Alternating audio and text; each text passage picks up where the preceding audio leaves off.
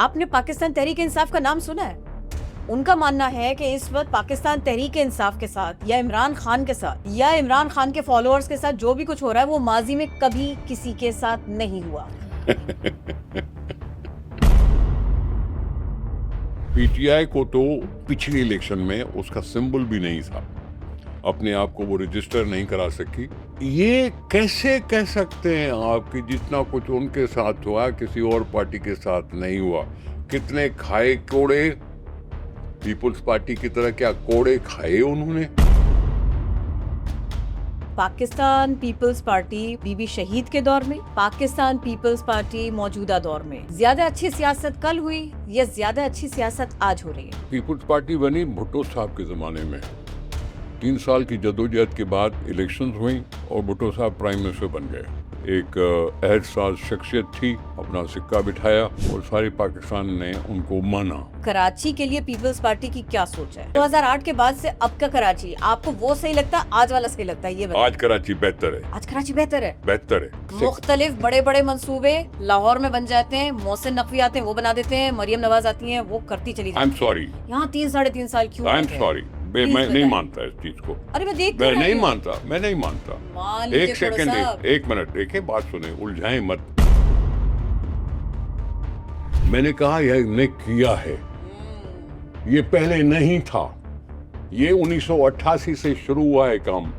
कराची शहर बहुत बड़ा है, लाहौर से 5 गुना बड़ा शहर है। बेनजीर भुट्टो साहिबा का एक स्टाइल है, आपकी उनसे गुफ्तगू रही, हमें थोड़ा सा उनके बारे में बताइए। देखिए, बेनजीर ही खुली हुई किताब है। बाकी बेनजीर की कोई ऐसी शख्सियत नहीं है कि मैं उसमें 5 मिनट में उसको कह दूं कि जी बस ऐसी थे बेनजीर। पीपुल्स पार्टी में किसी जमाने में कहते थे कि अगर कोई पाकिस्तान पीपुल्स पार्टी में कोई मर्द है तो वो बेनजीर भुट्टो है। अस्सलामुअलैकुम, आई मीडिया के साथ मैं हूँ किरण आफ्ताब। आज हम बात करेंगे पाकिस्तान पीपल्स पार्टी, सियासी मंजरनामा, मौजूदा, माजी, क्या कर सकते थे कि चीज़ें मुख्तलिफ होती या बेहतर होती। आप इसको जैसे ताबीर करना चाहें हमें ज़रूर बताएं। लेकिन ये सारे के सारे मामलात और ये सारे के सारे सवालात किससे किए जाएं? किसी ऐसे शख्स से जिसकी कल भी कल पर निगाह थी और आज भी जो आगे की तरफ देखे। तो हमने अपने मौजूद मेहमान को मदऊ किया, उनको दावत दी और फाइनली वो हमें मिल भी गए। हम बात कर रहे हैं पीपल्स पार्टी रहनुमा निसार खोड़ो साहब की। अस्सलाम वालेकुम, कैसे हैं आप? जी वालेकुम सलाम, बहुत शुक्रिया, आप ठीक हैं? जी अल्लाह का शुक्र। मेहरबानी।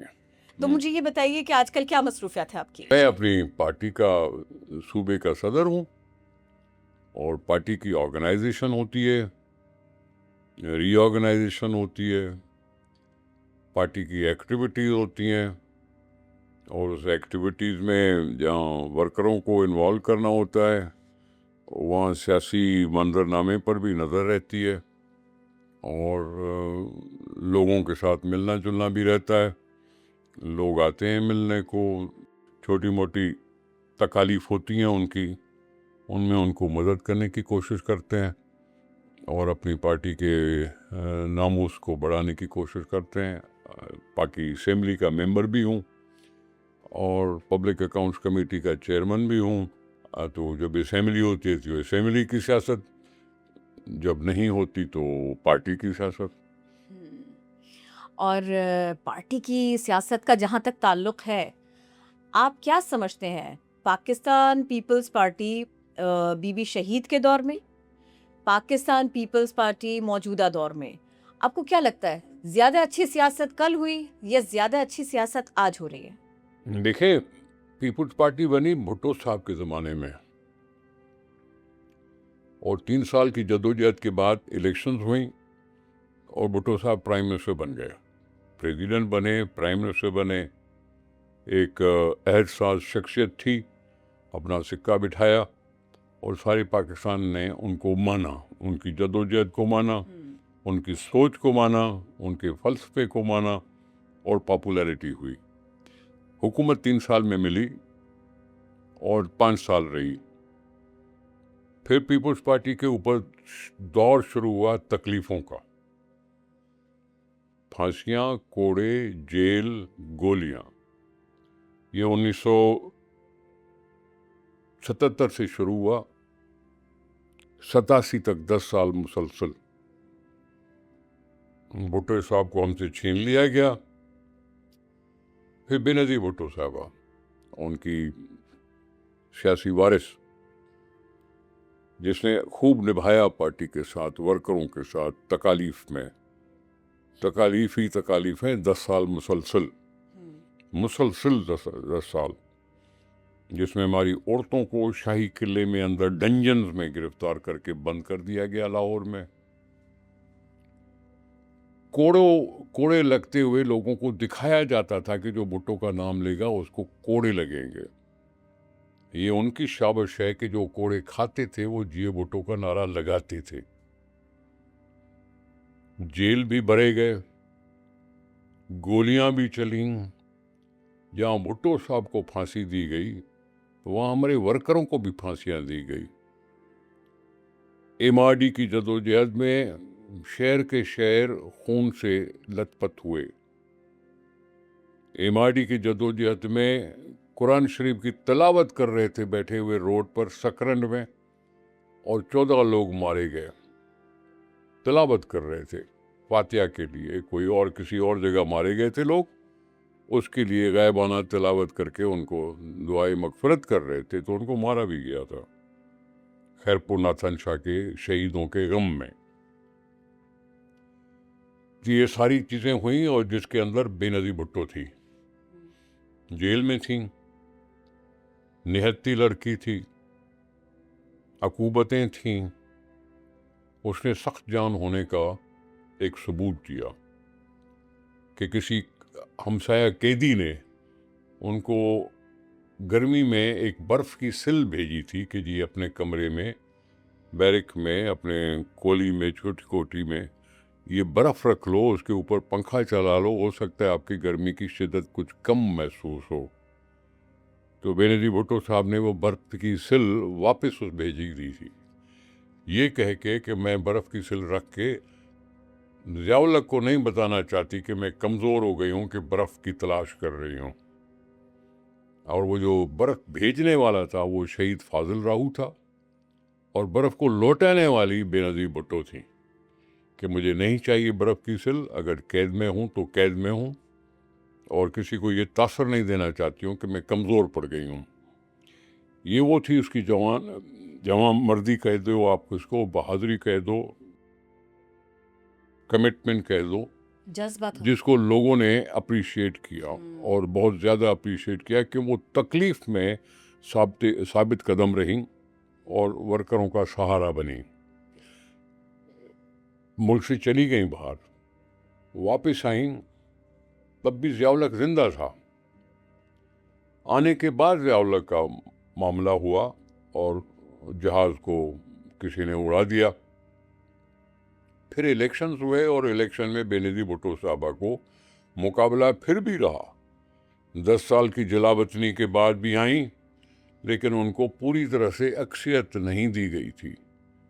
उसको मुख्तलिफ पार्टियों के साथ बैठना पड़ा, सियासी जदोजहद भी मुख्तलिफ पार्टियों के साथ मिलकर करनी पड़ी। तो वो बेनज़ीर साहबा का ज़माना था, 10 साला दौर उस अकूबतों का, तकलीफ़ों का, ज़ियाउल-हक का। तो उसमें उसका किरदार कुछ और झलक दिखाई देती है।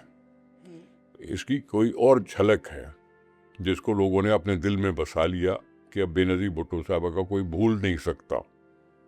उसने अपना नाम कमाया, अपोजिशन में थी तो भी लोग उसको, दुनिया में लोग बुलाते थे, यूनिवर्सिटियां बुलाती थी लेक्चर सुनने के लिए।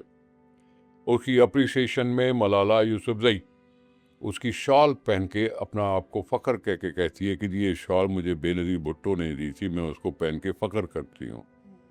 उसकी मिसाल लेकर न्यूजीलैंड की प्राइम मिनिस्टर ने यूएन में आके कहा कि अगर मैंने सियासत सीखी है तो बेनज़ीर भुट्टो से सीखी है।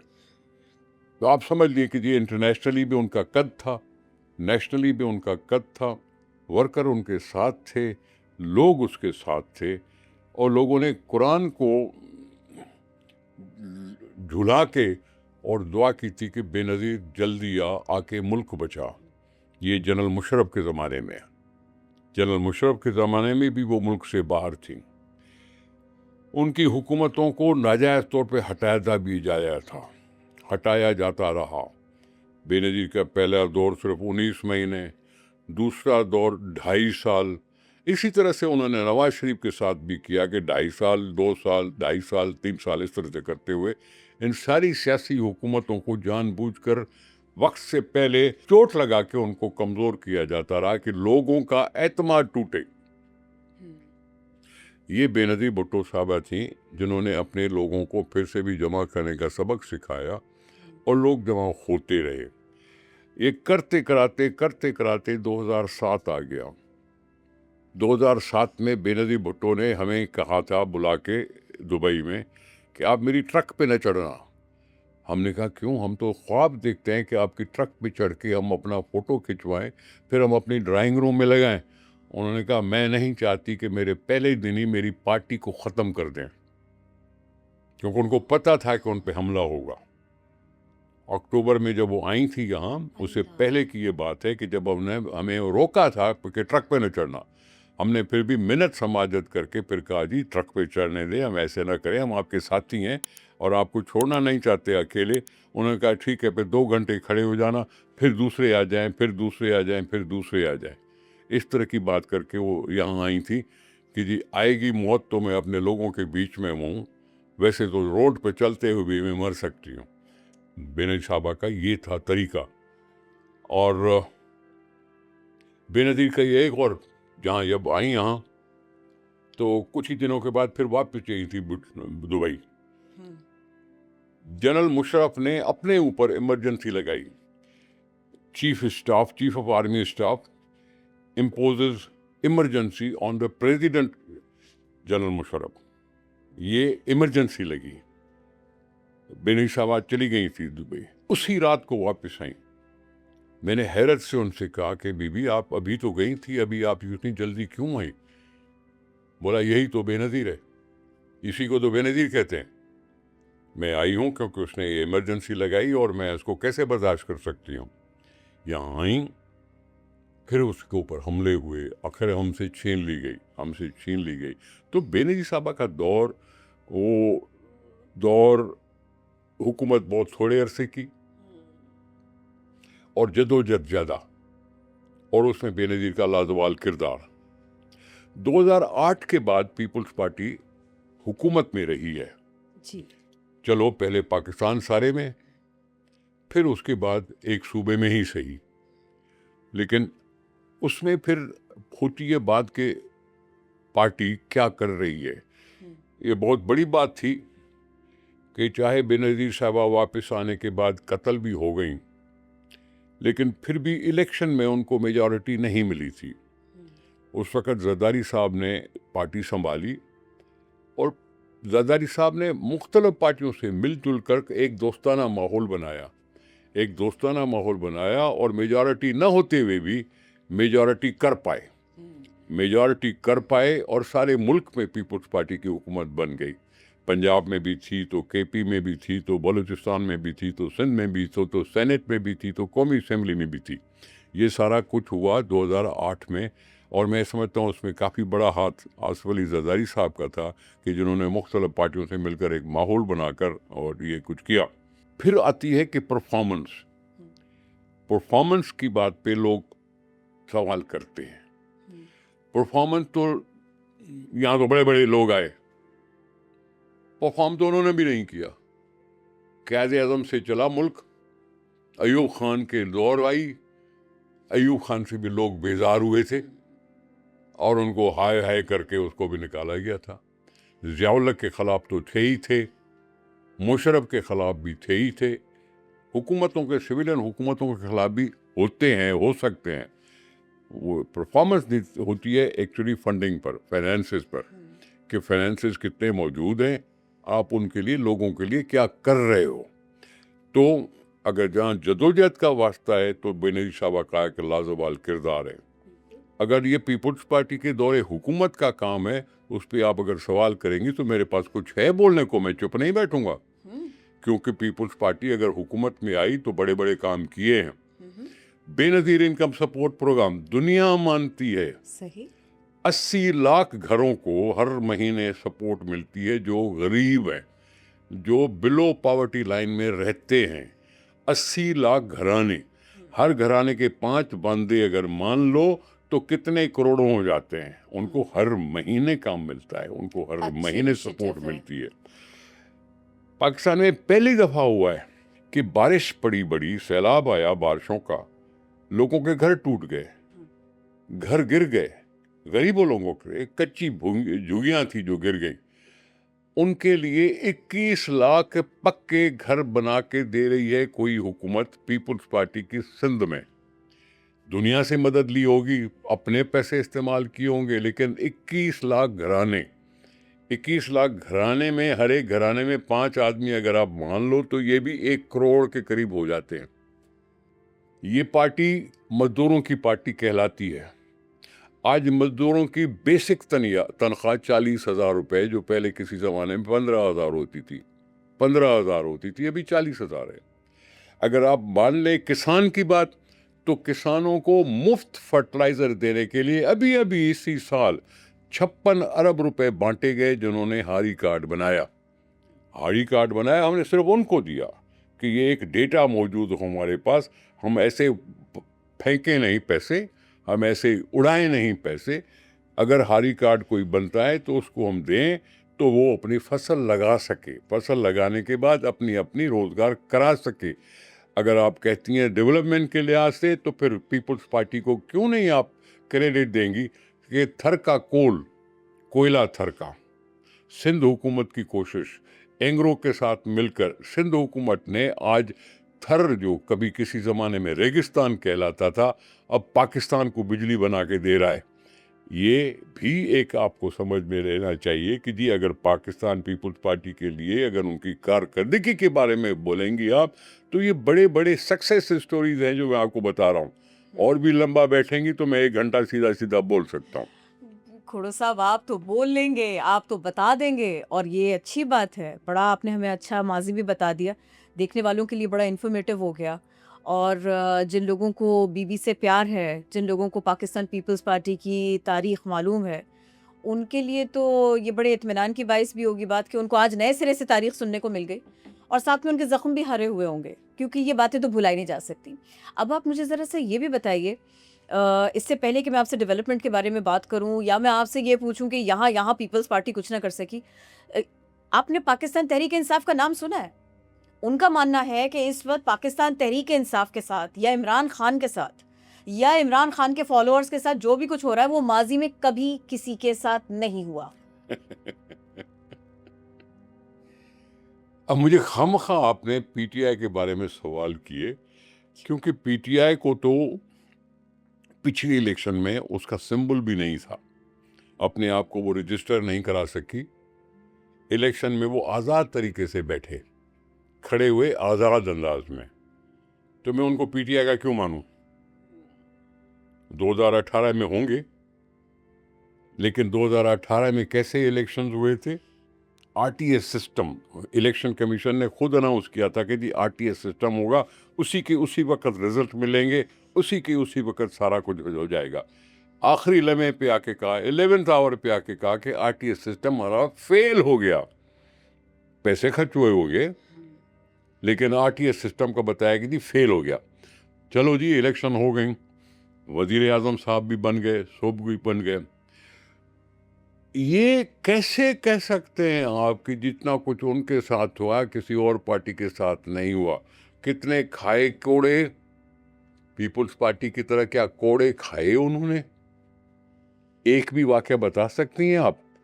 जब जेल में जाने की बात हुई तो आधी पार्टी उनको छोड़ गई, आधी पार्टी उनको छोड़ गई। जो बड़े बड़े नाम थे उनको छोड़ गए, जिन्होंने पार्टी बनाने नहीं की, उसका जो पार्टी का जो पहले खालिक था वो खुद उनसे हट गया।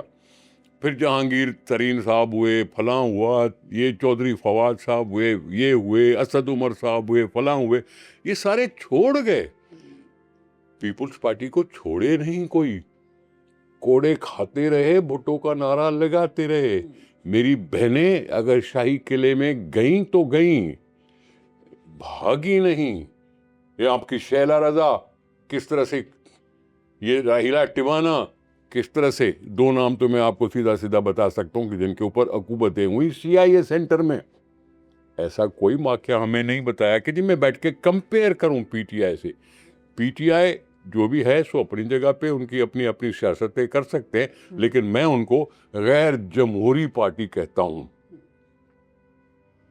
वो पार्टी जो अपने आप को प्रोग्रेसिव कहे, वो पार्टी जो कहती है कि मैं चेंज लाऊंगा, वो एक जनरल की चमचागिरी करे तो मैं उसको डेमोक्रेट कैसे कह सकता हूं? जनरल मुशर्रफ का वो सीधा सीधा वो कैंपेन चलाने का इंचार्ज था रेफरेंडम में, वो भी रेफरेंडम जो भी गैर जरूरी था। पता है जनरल मुशर्रफ ने रेफरेंडम क्यों करवाया था? बताया मैं बताता हूं।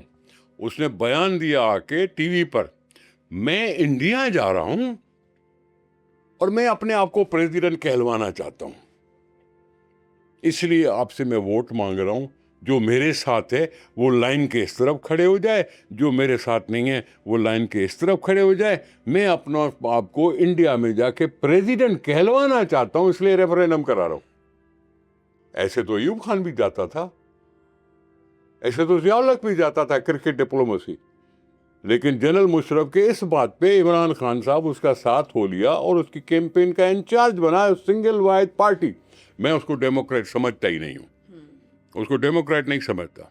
2008 में इलेक्शन हो रहे थे, उन्होंने बायकॉट कर दिया। मैं उसको क्यों कहूं कि ये डेमोक्रेट है? मैंने खुद जाके, पीपुल्स पार्टी ने जाके नवाज शरीफ साहब को वापस बुलाए थे इस सऊदी अरब से कि आइए आके इलेक्शन में हिस्सा लें।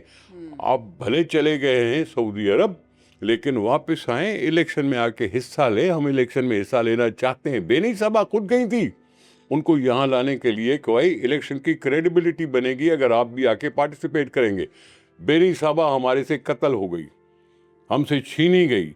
छीनने के बाद फिर नवाज शरीफ साहब ने कहा कि जी हम बाइकआउट करते हैं। हमने फिर उनको परसुएट किया कि नहीं नहीं, इलेक्शन कराने से हम भागना नहीं चाहते, हमें हिस्सा लेना यही चाहिए। तरीका है डेमोक्रेसी को वापस लाने का।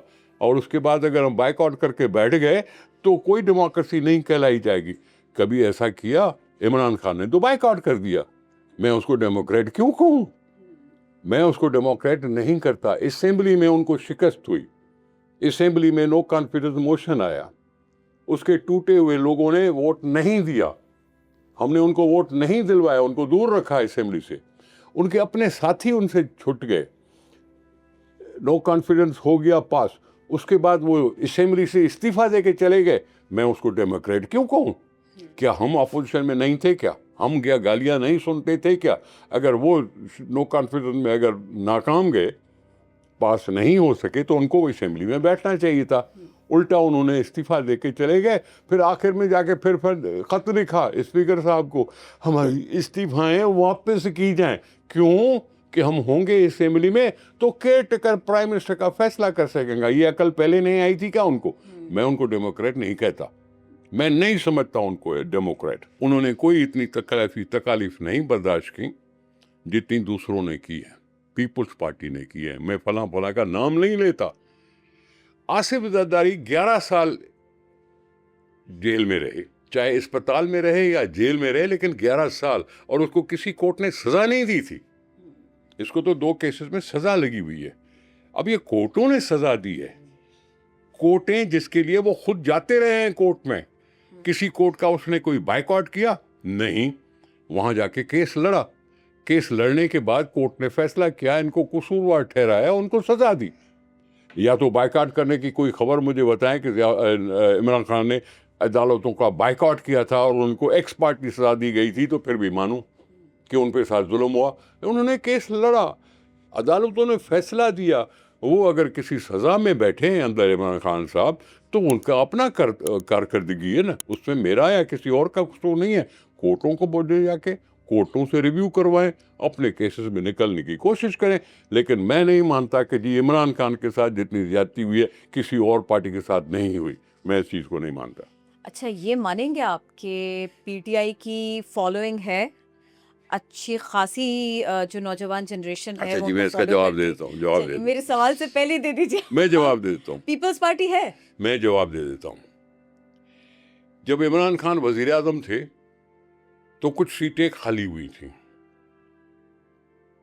वजीर आजम थे, तूती बोलता था उनका। कुछ सीटें खाली हुई उसमें हुकूमत हार जाती थी, पीएमएलएन जीत जाती थी। हकीकत है ये, मैं बना नहीं रहा। अब पीएमएल हुकूमत में है, इमरान अपोजिशन में है, लेकिन उमर अयूब की सीट भी हारता है, दूसरी जो बाई इलेक्शन थी वो भी हारता है। तो मैं उसको पॉपुलर कैसे समझूं? पॉपुलर कैसे समझूं? वो ये कहते हैं हम हारे नहीं है, हराए गए। ये क्या बात? ये तो सारे कहते हैं, हारने वाले सब कहते हैं। हम भी कहते हैं हमें भी हरवाया गया। हम भी हैं सारी पार्टी पाकिस्तान की, हमें भी हरवाया गया। फिर क्या मतलब? मैं तो उनसे पुरानी पार्टी हूं। इमरान खान साहब तो बाद में आए। आप हरवाए गए ना। देखिए, मैं नहीं कह रहा हूं इस वक्त, लेकिन कहने को तो फिर मैं भी कहूंगा। लेकिन जो है नतीजा सो है नतीजा, जो है नतीजा सो है नतीजा। उसको उन्होंने माना है ना। अगर नहीं माना होता, उनके मेंबरान असेंबली में नहीं आते, तो फिर तो ठीक है, मैं कहता कि जी इलेक्शन पर उनको एतराज है। लेकिन उन्होंने भेजे असेंबली में, मराहत ली, तनख्वाहें ली, किरदार अदा किया, जो कुछ भी किया। पीटीआई के वो आज़ाद मेंबरान असेंबली में पहुंचे, उन्होंने अपनी पार्टी का नाम चेंज करके दूसरा नाम अपने ऊपर रख लिया। तो मैं कैसे मानूं कि भाई वो इलेक्शन पे मोतरज थे? नहीं हुए ना मोतरज। अगर मोतरज होते तो असेंबली में ना आते। अब जबकि नहीं आना चाहिए था तो आ गए, जब पहले नहीं जाना चाहिए था तो चले गए। बड़ा सीधा करके आपने बता दिया सब कुछ, सारा किस्सा। मैंने अच्छा। क्या कहा? मैंने जो हुआ है सो बताया। बिल्कुल ठीक। मैंने और कुछ नहीं कहा, अपने तरफ से कुछ नहीं कहा। जी जी बिल्कुल। अच्छा, मुझे ये बताइए, गुड गवर्नेंस है, पीपल्स पार्टी बहुत अच्छे फैसले कर रही है। पाकिस्तान में कभी भी गुड गवर्नेंस नहीं रहा। ओके। कायदे आजम भी ये कहता था गुड गवर्नेंस की बात। रुश्वत की बात कायदे आजम ने भी अपनी तकारीर में की, तभी तो पाकिस्तान बना था। लेकिन उसने वार्न किया था, उसने वार्निंग दी थी गुड गवर्नेंस के बारे में, उसने वार्निंग दी थी रुश्वत के बारे में। और उसके ऊपर जो अयूब खान साहब थे जो आए, उन्होंने सीधा सीधा बयान, उल्टा सीधा बयान करके उन सियासतदानों को उनकी मट्टी पलीद कर दी थी कि ये तो ऐसे थे, तो ऐसे थे, ये तो ऐसे थे। मैं आया हूं पाकिस्तान को एक मजबूत हुकूमत देने के लिए। फिर अयूब खान के जमाने में क्या हुआ? गौहर अयूब कौन था? बेटा था उनका। गौहर अयूब पर क्या इल्जाम था? कमाने का। मैं उसके बेटे की बात कर रहा हूं, औरों की बात नहीं कर रहा हूं।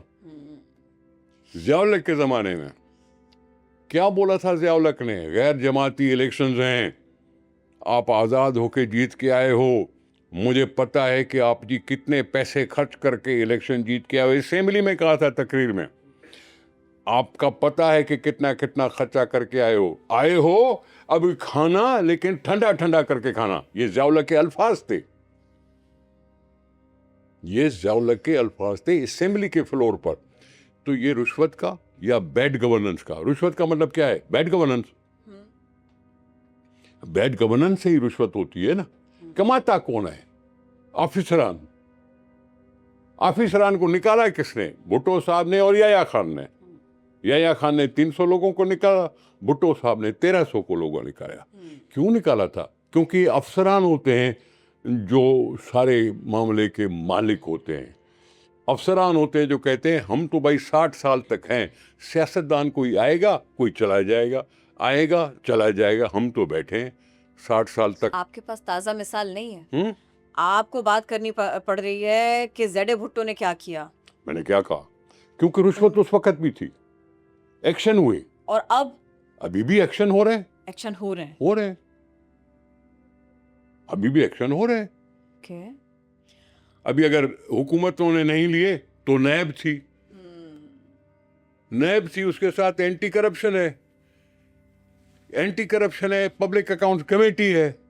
ये सारी चीजें किस लिए हैं? कि इन चीजों को गुड गवर्नेंस की तरफ ले आए और करप्शन के आगे कोई बंद बांधा जा सके। और जाहिर है, सीधी सी बात, वो कुछ न कुछ इदारे बनाने पड़ते हैं जो करप्शन को भी रोक सकें। सारी चीजें फिलहाल तो नाकाफी मालूम पड़ती हैं।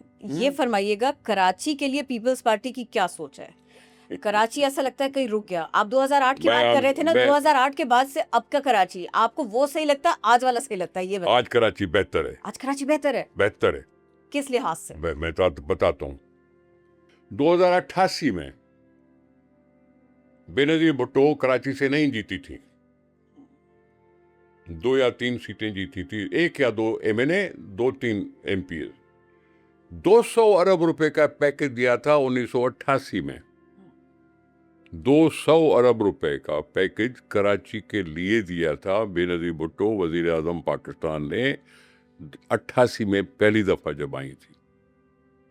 हमारी हुकूमत रही 19 महीने। स्कीमें सोची गई। क्या स्कीमें सोची गई? तुम्हारा लियारी एक्सप्रेसवे सोचा गया, तुम्हारा नादरन बाईपास सोचा गया, तुम्हारे रोड जो इंटरनल रोड थे वो सोचा गए, तुम्हारी केपीटी का ब्रिज सोचा गया, तुम्हारा लिली ब्रिज सोचा गया, तुम्हारा काला पुल का ब्रिज सोचा गया, तुम्हें सोराब गोट का सोचा गया, तुम्हारे यूनिवर्सिटी रोड का सोचा गया, तुम्हारे सीओडी ब्रिज सोचा गया। ये सब सोच की शुरुआत हुई 1988 से। फिर 91 में हुए इलेक्शंस, 91 में इलेक्शंस हुए और नाजिम बना कोई और, मेयर बना कोई और। मेयर कौन बना? जमा इस्लामी का नेमतुल्लाह साहब। 4 साल उन्होंने हुकूमतें की। वो पैकेज अपने साथ था, जो स्कीमें बन रही थी वो भी सामने आती गई और 4 साल के बाद फिर आ गई पीपल्स पार्टी। जो काम शुरू 1988 से हुआ उसके आहिस्ता आहिस्ता करते हमने शक्ल देखनी शुरू की। माई कोलाची पर जाके बेनई साहबा ने जलसे किए, केपीटी के ब्रिज पे किए, ये बलोच कॉलोनी के पुल पर किए। हम सब उनके साथ थे। हम कैंट स्टेशन की पुल पर हम इकट्ठे थे। मैं सिर्फ ये कह रहा हूँ कि मैं तो किसी और पे कोई इल्ज़ाम लगाऊं न लगाऊं, लेकिन हमें कहा गया था कि हम मेट्रोपोल होटल से लेके एयरपोर्ट तक सिग्नल फ्री कॉरिडोर बनाएंगे। सिग्नल फ्री कॉरिडोर यानी ट्रैफिक का फ्लो एयरपोर्ट तक बगैर किसी रुकावट के चले। वो नहीं कर सके थे। आज वो ट्रैफिक फ्लो मेट्रोपोल से चलता है स्टील मिल तक, बगैर सिग्नल के। पुलें बनी हैं, अंडरपासेस बने हैं, सब कुछ जो बना है जो आप देख सकती हैं, ये उनके ज़माने में नहीं हुआ। चाहे नेमतुल्लाह हो, चाहे तुम्हारा एमक्यूएम का जो थे, कौन थे एमक्यूएम के कौन से मेयर साहब थे? हाँ, मुस्तफा कमाल नहीं कर सका था। ये हमने करके दिखाया है। अभी आपने देखा है, अभी हर मोहल्ले में, हर जगह, कोरंगी में हम जीतते नहीं हैं लेकिन फ्लाईओवर बना, गुलिस्तान जोहर में हम जीते नहीं लेकिन फ्लाईओवर बना। ये सब दिखाई देती हैं चीज़ें। ये कम्युनिकेशन के सिस्टम को हमने बहुत बेहतर कर चुके हैं। बाकी हुई अंदर की गलियां, अंदर के रोड, कहीं खड़बड़, कहीं कुछ, कहीं कुछ। अच्छा सुने, मैंने यूनिवर्सिटी रोड बनाया। अब रोजाना एक तनकीद होती है यूनिवर्सिटी रोड सही बस, यूनिवर्सिटी रोड सही बस। पहले बनाया था ना पीपल्स पार्टी ने। फिर उसके बाद एक स्कीम आई बीआरटी, फलां से चलेगी फलां तक जाएगी। अब बीआरटी ने टाइम लगाया, 3 साल लगाया, 4 साल लगाया, लेकिन लंबा रूट है और लंबे रूट में कहीं ना कहीं हो गई होगी गड़बड़। लेकिन अगर जब बन जाएगा तो फिर क्या होगा? फायदा ही होगा ना। अगर हम महीना, 6 महीना, 11 महीना एक मुख्तलिफ बड़े बड़े मंसूबे लाहौर में बन जाते हैं। मोहसिन नकवी आते हैं, वो बना देते हैं। मरियम नवाज आती हैं, वो करती चली जाती आई एम सॉरी, यहाँ 3-3.5 साल क्यों? आई एम सॉरी, मैं नहीं मानता इस चीज को। अरे मैं नहीं मानता, मैं नहीं मानता। मान लीजिए एक सेकंड, एक मिनट, देखें, बात सुने, उलझाएं मत। मैंने कहा यह हमने किया है, ये पहले नहीं था। ये 1988 से शुरू हुआ है काम। कराची शहर बहुत बड़ा है, लाहौर से 5 गुना बड़ा शहर है, लाहौर से 5 गुना बड़ा शहर है। हमने किया है जो पहले नहीं था। मैं ये नहीं कहा कि मैंने कराची को पता नहीं क्या से क्या बना दिया है, मैंने नहीं कहा। लेकिन कराची पहले से बेहतर कहा मैंने। मैंने कहा कराची पहले से बेहतर। बेनजीर भुट्टो साहिबा का एक स्टाइल है, एक उनका स्टाइल था, एक उनकी अच्छी सी एनर्जी और उनका एक पॉलिटिकल करियर, उनके फैसले, उनकी तकरीरें हमारे पास है, हमारे सामने है। लेकिन आप तो उनसे बिलमुशाफा मिले, आपकी उनसे गुफ्तगू रही। हमें थोड़ा सा उनके बारे में बताइए कि हम बेनजीर भुट्टो साहिबा को थोड़ा नए अंदाज से जान सकें, उनकी आदतें कैसी थीं, जब वो कैजुअली बात कर रही होती थीं, सेंस ऑफ ह्यूमर कैसा था, थोड़ा सा अगर आप हमसे उनकी कोई याद शेयर कर सकें। देखिए, बेनज़ीर एक खुली हुई किताब है। हम्म, हर एक आदमी की सोच जाहिर करती है कि वो लिखता क्या है। बेनज़ीर साहबा की कितनी किताबें लिखी हुई हैं, जो मुझे सुन रहे हैं या देख रहे हैं। दुख्तर मशरिक, वो ज़माना जब वो वज़ीर आज़म नहीं थी, कोई पढ़ ले। रिकन्सिलिएशन उसका आखिरी किताब, कोई पढ़ ले। बेनज़ीर साहबा की अगर बातें कर रही हैं तो उनकी किताबों में उसकी झलक आती है कि वो किस सोच की मालिक थी, वो किस सोच की मालिक थी। बाकी बेनज़ीर की वो ऐसी शख्सियत नहीं है कि मैं उसमें 5 मिनट में उसको कह दूं कि जी बस ऐसी थे बेनज़ीर। कोई चीज बेनज़ीर याद है वाकई नाम था बेनज़ीर। मैं उसको सिर्फ ये कहूँगा कि एक औरत, जिसको अक्सर लोग कमज़ोर कहते हैं, पीपल्स पार्टी में किसी ज़माने में कहते थे कि अगर कोई पाकिस्तान पीपल्स पार्टी में कोई मर्द है तो वो बेनज़ीर भुट्टो है।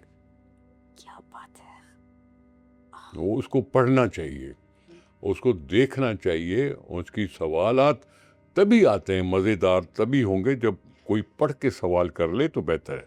और बाकी वो एक माँ भी थी, एक बीवी भी थी, बच्चे गोद में, जेल के दरवाजे पर। फोटो तो खींचेगा ही खींचेगा, बिल्कुल। ठीक है। एक माँ थी जो अपने बच्चों को छोड़ के आ जाती है इस मुल्क में जहाँ उसके लिए खतरे थे। कहते हैं कि मेरा बिलावल, मेरी बेबख्तावर पाकिस्तान में भी है, मैं वहाँ क्यों ना जाऊँ।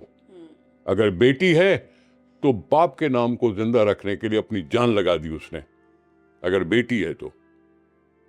भुट्टो साहब का नाम और ज्यादा रोशन करने में बेनी साहबा का भी किरदार है, ठीक है। अगर वो बहन थी तो भाई को सीधा सीधा बोला था कि भुट्टो का वारिस सिर्फ भुट्टो नहीं है, ये सारी अवाम है। अपने भाई के खिलाफ हुई, अपने भाई के खिलाफ ही, क्योंकि उसने पार्टी को रूने मिन्नत रखा सामने मलूज़ खातिर कि पार्टी उसके लिए थी। उसका भाई खिलाफ था। मैंने उस भाई से भी पूछा था कि साईं, आप बेनज़ीर भुट्टो साहबा के कैंडिडेट्स 22 कैंडिडेट्स के खिलाफ अकेले आप खड़े हो, ये कहाँ की तुक है? अगर आप आए हो मुल्क में तो क्या आपको ज़ियाउल्लाह के बेटे के सामने खड़ा नहीं होना चाहिए था? ये मैंने उनसे सवाल किया था जिनके पास उनका जवाब नहीं था। बेनज़ीर अपने पार्टी को निभाते हुए यहां तक भी गई कि उसने पार्टी को प्यारा रखा, अपने खानदान को नहीं। अगर पार्टी के बारे में कर तो बेनज़ीर को इससे ज़्यादा कोई और मैं हवाला नहीं दे सकता।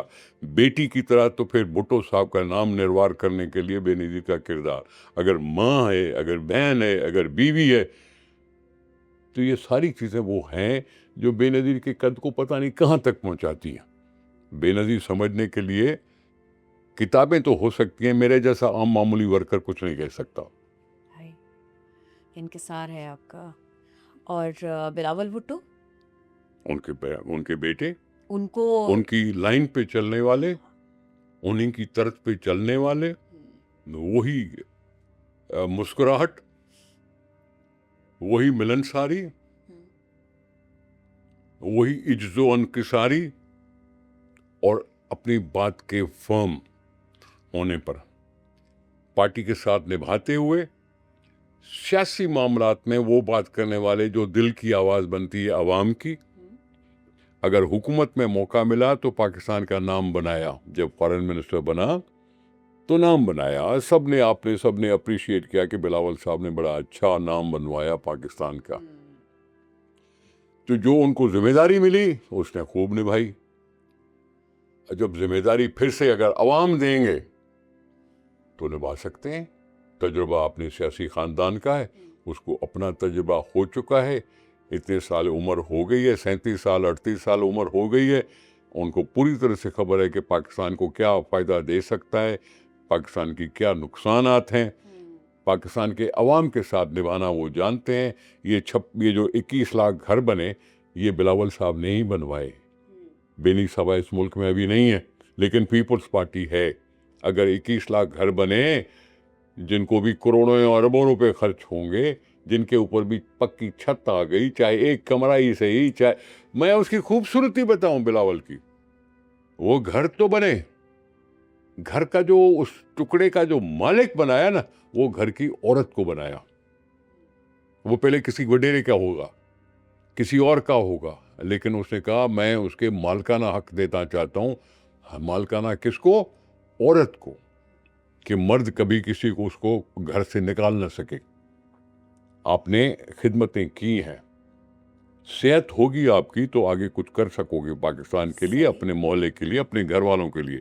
अब सेहत के लिए किसने कहा था कि पाकिस्तान ऐसा मुल्क भी हो सकता है कि दिल का आर्जा मुफ्त में इलाज हो? ये किसने सोचा था कभी? किसने सोचा था कि जिगर की बीमारी का इलाज मुफ्त में हो, वो भी advanced SIUT technology के मुफ्त साथ। में हो, हार्ट पेशेंट मुफ्त में हो, ये सारी मुफ्त में हो रही है नेशनल हेल्थ स्कीम न होने के बावजूद। नेशनल हेल्थ दूसरे मुल्कों में होती है, यहाँ नेशनल हेल्थ की कोई पॉलिसी नहीं है, लेकिन फिर भी सिंध में मुफ्त इलाज हो रहा है। NICVD पहले 1 था, अभी 6 हो गए, अभी SICVD भी हो गया। ये सारी चीज़ें जो कुछ भी है अवाम के लिए हैं, अवाम को साथ निभाने के लिए। अवाम की सेहत का अगर ख्याल नहीं रखोगे तो किसका ख्याल रखोगे? सेहत होगी तो तालीम भी हासिल कर सकेगा, सेहत होगी तो मेहनत और मजदूरी भी कर सकेगा। बेसिकली तुम्हारी जिंदगी है जिसको बचाने के लिए अगर हमने सोचा है तो हमने कोई गलत नहीं किया। खुड़ो साहब, बहुत शुक्रिया आपकी आमद का, बेहद शुक्रिया आपने हमारे लिए वक्त निकाला। आपकी बड़ी मेहरबानी, आपने मुझे बोला और मैं भी आ गया, मुझे भी खुशी हुई आपसे मिलकर। Same here, बहुत sir. शुक्रिया।